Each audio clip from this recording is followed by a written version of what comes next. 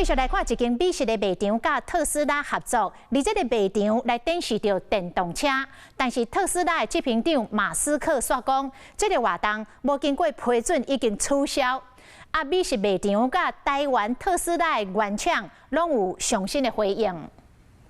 来到出名美食卖场，什么拢有卖，也不过竟然嘛有卖电动车特斯拉。请问一下，所以它的价格跟外面特斯拉的有差吗？就光芒一样。虽然介绍无较俗，不过会当资本细看卖，也阁有真侪优惠，吸引到不少民众。美食卖场和特斯拉合作推出夏季车展活动，原本档期预计是2个星期，没想到特斯拉执行长马斯克发文说这未经批准。这个消息引发到热烈的讨论，当然出名特斯拉投资人拢伫社群平台转发。结果马斯克亲身到话，讲伊已经甲计划取消，是讲伊取消的是合作方案，也是禁止卖场推出优惠咧，这就唔知咯。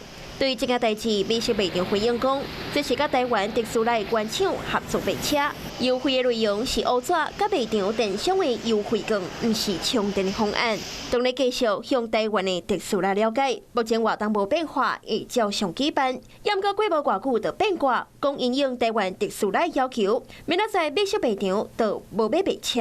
Tesla 早期在自己原厂销售是有信用卡全额刷卡的这件事情，那这个政策已经取消很久了，从 Model 3上市之后取消到现在，至少已经有5年的时间。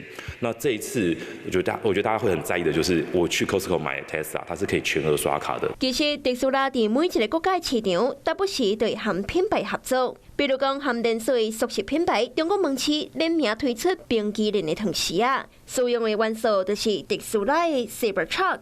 也毋过马斯克当时所讲，这是假新闻。发现这件代志是真的了后，伊才改嘴讲哪呢？伊一定被气看卖。往好的方面来看的话，就是一家汽车的 CEO 的老板，他会管到连这种小小的促销活动，他都会去在意的话，那代表说他真的很在乎他这个品牌价值。这边马斯克甲咱台湾市场行销活动点名，嘛搁再引起着话题。Hello， 我是林明瑞。想要抢先掌握最及时的新闻资讯吗？赶快订阅、按赞、开启小铃铛，锁定我们华视新闻的 YouTube 频道。